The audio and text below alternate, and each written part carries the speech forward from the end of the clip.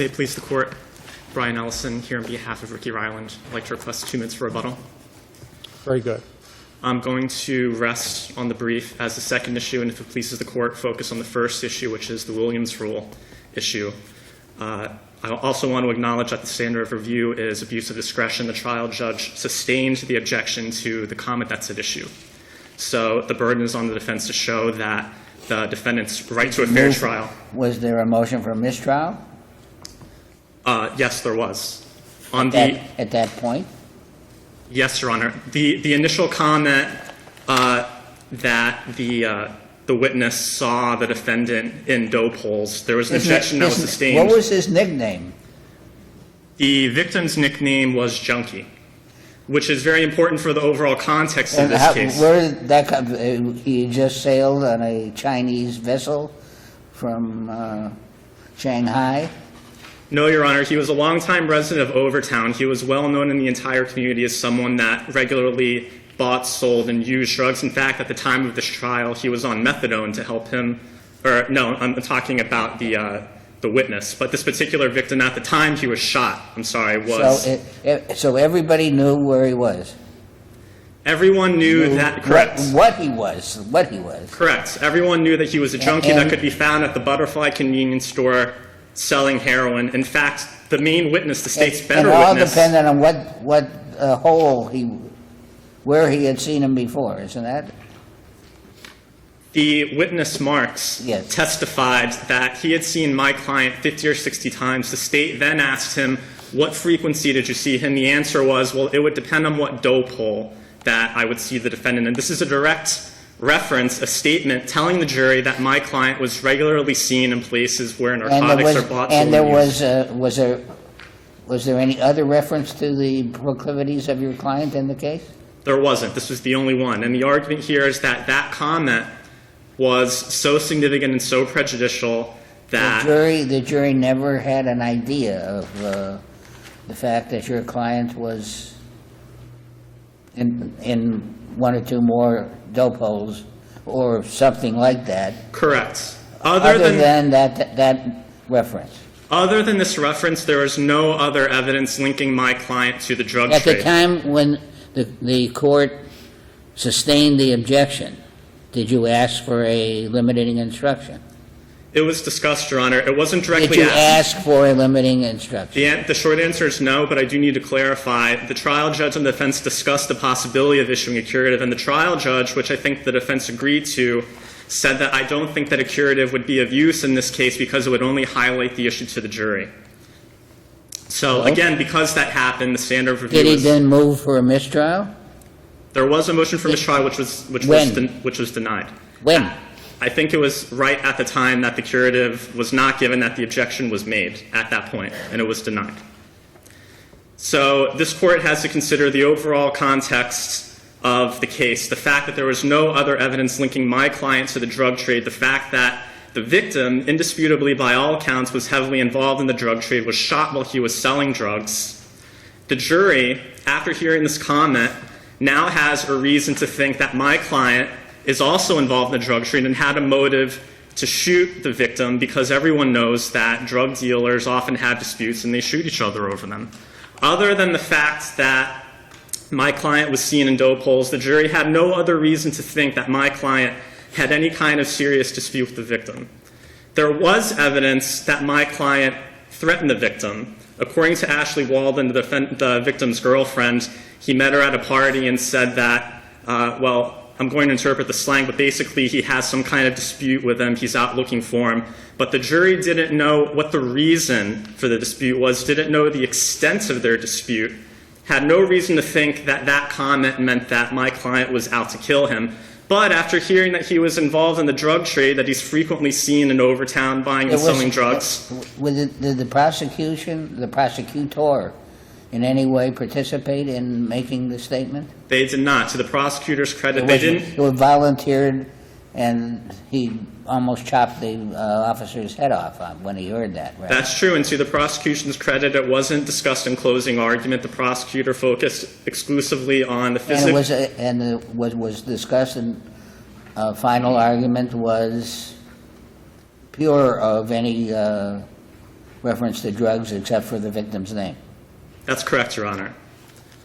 But in overall context, you have to consider... In other words, the question is, the only way to cure this is to have a whole new trial without, and stifle the prosecutor, the policeman the next time. It wouldn't stifle the police investigation. Not investigate. I mean, put a gag in his mouth when he's about to say what he said. Correct, Your Honor. I mean, at the time that this witness said it, he passed out at one point on the stand. He was a longtime heroin user. He was on methadone when he uttered this. But he got shot. The victim was shot. Yes. This was just a witness. This was a witness. I'm talking about the witness who made the comment that he frequently saw Mr. my Marks. client. Yeah. Correct, Dustin Marks. And again, this is significant prejudice in light of the evidence against my client. There was physical evidence, which is only circumstantial. We know this statement is bad. There's no question that it's bad. The question is how bad and how to cure it, and whether it's necessary in order, because it was made and it was bad, that we need a whole new trial. That's right, Your Honor. The only other And thing... that's a judgment call. Would you not? That's correct. Would you not agree? I would. And guess what? We're judges. I agree, that's your call to make. I'm only asking this court to consider, and it's a point I want to emphasize, the only other evidence against my client, other than the circumstantial physical evidence, is the conflicting eyewitness account of two very dubious individuals whose credibility... Why were they dubious? Well, for one thing, both of them were 15-time convicted felons. Both of them were homeless. The state's better witness, as I said before, was on methadone at the time he testified. He passed out. Both of their stories conflict. There's no way to reconcile the two accounts of the eyewitnesses in this case. According to Dustin Marks, the shooter got directly out of the Toyota, shot the victim, and then left. According to the other witness, the shooter went into the store, came out, then shot him, and then left. But on both versions, you're guilty. On both versions, your client is guilty. Only if the jury found their identification of my client as credible. And I'm arguing that because the two eyewitnesses' accounts... Did they both identify your client? Only one of them gave 100% identification. Dustin Marks said that he knew him, had seen him all over the dope holes. The other witness said he might possibly be the shooter that I saw. Is there any indication that there was anybody else involved? Yes. Was there any defense to the case? The defense was misidentification. Did the defendant take the witness stand? No, he did not. The defense was misidentification. The defense was you can't believe anything that these two eyewitnesses saw. That's not a defense. The defense is that the state hasn't proven beyond a reasonable doubt that he was... That's not a defense. That is what the defense argued. Is there some other dude did it defense? There were no other potential culprits put forward by the defense, but that's not... Okay, nobody should... You had... Your defense was, don't believe what... The state has not carried its burden. That's true. That's it. And also, that's not a defense. That's a denial. But what we know is that this particular victim, known by everyone as Junky, is a longtime drug seller in a very bad part of town. He potentially had a lot of enemies, a lot of other... That excuses his being shot? It doesn't excuse his being shot. It means that my client isn't necessarily the only person that's out looking for him that might have except motive. There's no evidence that there's anybody else. Let me ask you a question. Everybody knows what Junky does and how often he does it, right? And there was admissible testimony that he had seen your client 50 to 60 times on numerous occasions. Am I right? Correct. Which was not objectionable. The part that was objectionable was that... I know. 50 to 60 times, though. Couldn't there have been a reasonable inference that the jury could have reached, even in the absence of the harmful testimony, that the reason he knew him and had seen him 50 to 60 times is because both of them were buying drugs or selling drugs or doing drugs? It's possible. I mean, the jury's role is... It's a reasonable inference from a junkie, whose nickname is Junky, saying, I know this guy because I've seen him 50 or 60 times around before.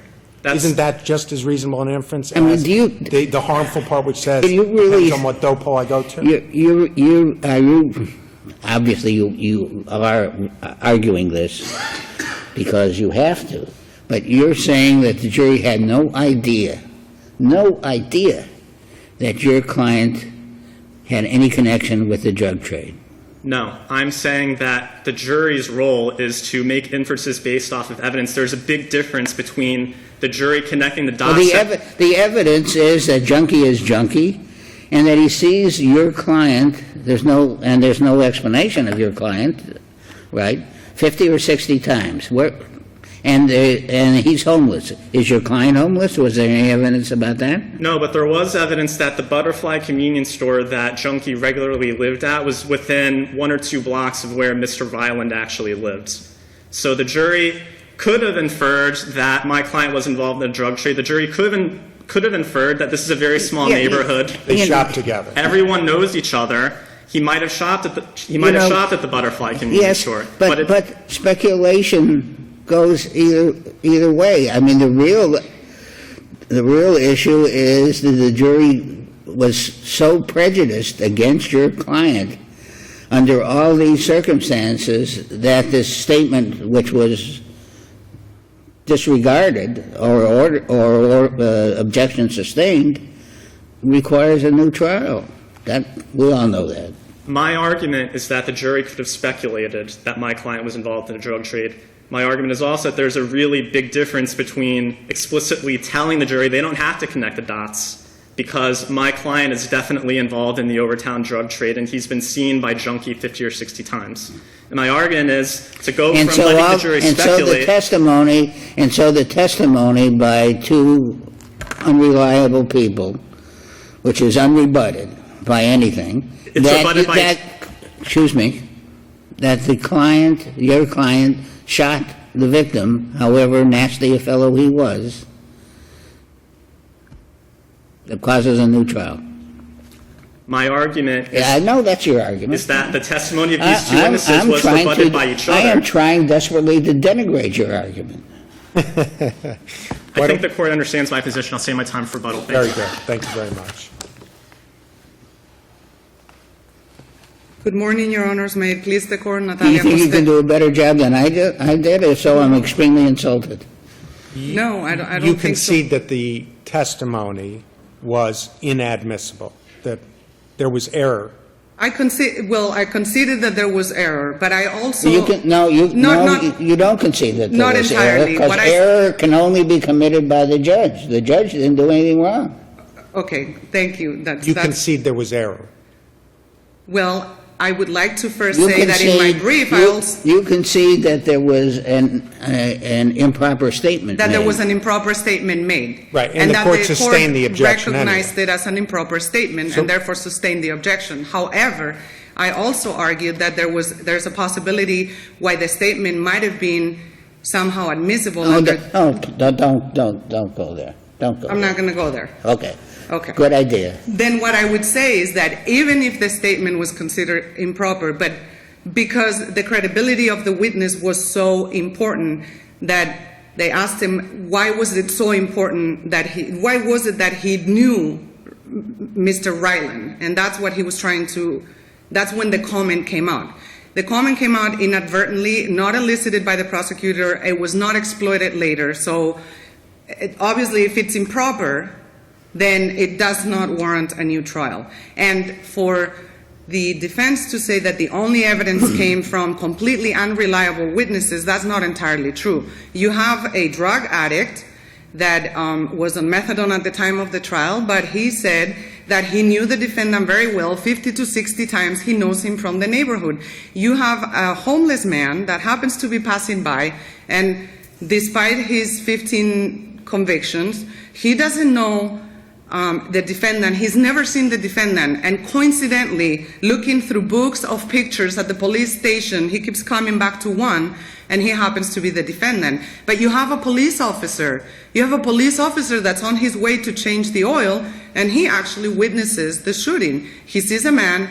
He sees a man in a white shirt coming out of a car, shooting 8 times, 9 times, however many times, gets back in a car, makes a U-turn, and he follows. He never loses track of this car, but for 1 second when they make a left turn, and then he sees 2 people running from the car, bailing out, and the defendant's cell phone is found next to the car that's left running. No phone calls after the murder, and phone calls all the way up to a minute or two before the murder. A palm print on the car, on the hood of the car, and the defendant's DNA in a baseball cap in the car.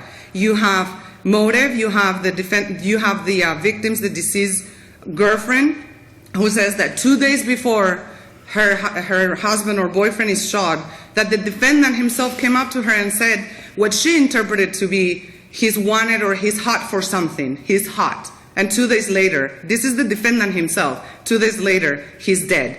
And a few weeks after, he's calling Miss Ashley and telling her, you better not be telling that I killed Junky. So you have all that evidence, and in light of all that evidence, it's not just two unreliable witnesses.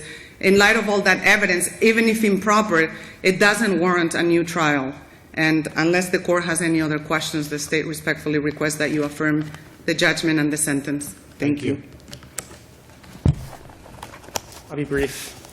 Other than this comment that he's seen in drug holes, there's no evidence whatsoever establishing a motive for my client to kill this victim. What I just heard was that the criminal defendant threatened the victim several days before, according to the testimony of the girlfriend. That's right, but we So don't isn't have... that a motive? Well, we have a threat, but we don't know the reason why he would threaten him. We don't know the extent of the dispute. He said that he's hot for him. Ashley Walden interpreted that as a real serious threat. That was her interpretation. Well, if that were the only evidence, that would be one thing. But you say that the only evidence is something else, and this is additional testimony. I'm saying that the only direct evidence Is that there any evidence in your favor? There is the lack of credibility of the witnesses. There's the fact that other than... Is there any positive evidence in your favor? No, Your Honor. Thank you. The defense focused on the unreliability of the witnesses, the fact that the physical evidence only established that he might have been around that area or in that car at some point. Other than his comments about the dope holes, there was nothing whatsoever to establish why my client would want to shoot this victim. That's why it was prejudicial. That's why it was error to deny him this trial. Thank you. Very good. Thank you. Thank you both.